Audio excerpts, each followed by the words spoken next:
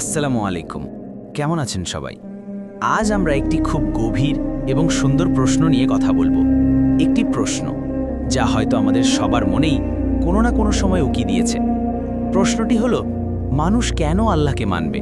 মানলে কি লাভ, আর না মানলে কি ক্ষতি? এটি কোনো সাধারণ প্রশ্ন নয়। এটি আমাদের অস্তিত্বের সাথে, আমাদের বেঁচে থাকার উদ্দেশ্যের সাথে জড়িয়ে আছে। প্রথমেই ভাবি, কেন মানবে? এর সবচেয়ে সহজ উত্তরটি হয়তো আমাদের ভেতরেই লুকিয়ে আছে।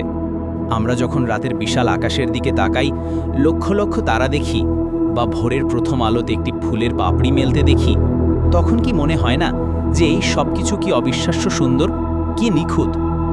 এই যে আমাদের নিঃশ্বাস চলছে, আমাদের হৃৎপিণ্ড স্পন্দন করছে কোনো বিরতি ছাড়াই, এই সব কিছুর পিছনে কি কোনো মহান শক্তি, কোনো মহান পরিকল্পনাকারী নেই?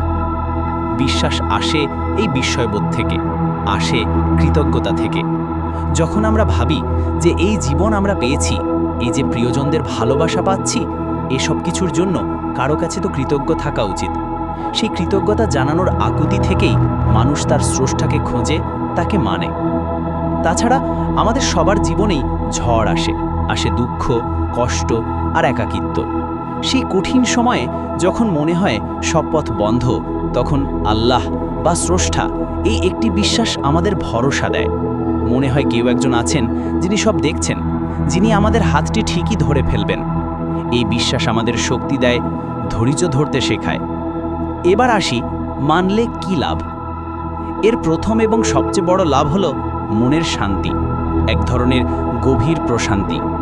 যখন আমরা বিশ্বাস করি যে আমাদের ভালো মন্দের ভার একজন পরম করুণাময়ের হাতে, তখন আমরা অহেতুক দুশ্চিন্তা থেকে মুক্তি পাই।